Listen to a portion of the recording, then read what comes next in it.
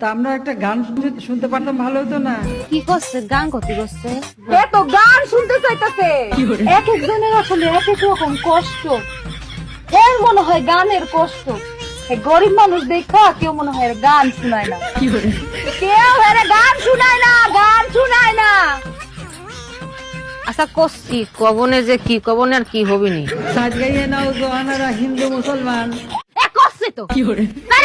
বন্ধু তোমার বাড়ি, তোমার ঘর, তোমার আঙিনা, সবখানে বিচরণ করি, তুমি জানো না। তুমি যখন ঘুমাও থাকি তোমার স্বপনে, ভালোবাসার কাজল হইলাম তোমার নয়নে। লজ্জা করতেছে।